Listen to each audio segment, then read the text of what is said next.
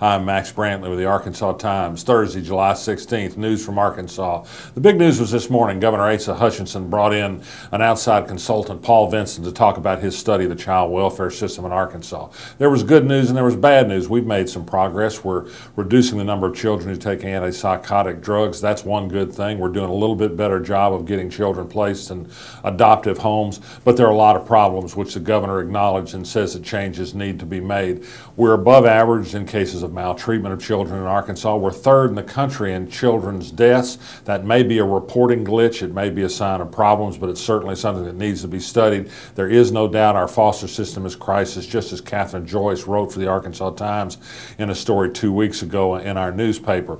This report on child welfare, of course, follows our reporting by Benji Hardy, Catherine Joyce, and others on some terrible things that have happened in the child welfare system. The caseload is too large for Arkansas's workers. Governor Hutchinson, who's committed to making improvements, including by committing a member of his staff to the project, says we're going to have to spend more money. We need more caseworkers to cut that caseload in half, perhaps up to $8 million a year within 3 years' time. So things have to be done. And volunteer organizations are going to have to chip in too and make homes.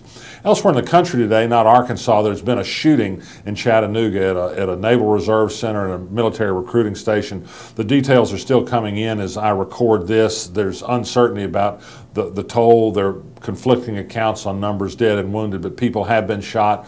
They're not yet calling this a terrorist attack, but it can't help but recall the shooting at a military recruiting station in Little Rock several years ago when people in Chattanooga are on edge, and I think it makes everybody on edge when these unexplained shootings happen. Big news in the reality TV world. TLC announced today that it will not renew the Duggar family's 19 Kids and Counting show following the revelations that came over sexual molestation by a member of the family against family and other members. It's not really a surprise. TLC says it's going to do a series on the problems of child sexual abuse. Good idea. Presidential money was tallied up yesterday in the race for president in 2016.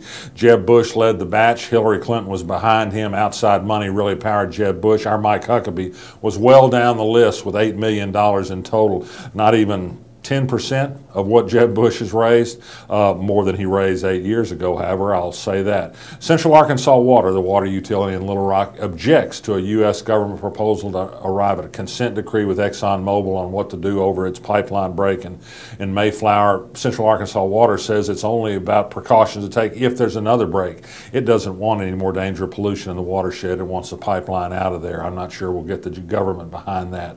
Other local news, Jermaine Taylor, the boxer, entered essentially an insanity plea to a recent battery charge.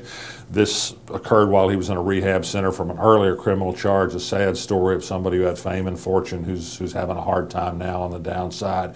You might have seen a lot of helicopter activity in Little Rock the last few days. Children's Hospital has now 4 helicopters in the air. They're in the process of replacing 2 old helicopters with 2 new ones that are cost $28 million. They're taking photo shoots apparently before their formal unveiling, but you can't help but notice the big choppers in the sky. That's what that's all about. It's not a disaster underway. Finally, I'd invite you to come to the Ron Robinson Theater tonight at the Arkansas Library, the Central Arkansas Library, and see our movie, Sacred Hearts, Holy Souls. It's by a Little Rock filmmaker. It's a coming-of-age story in a Catholic boarding school.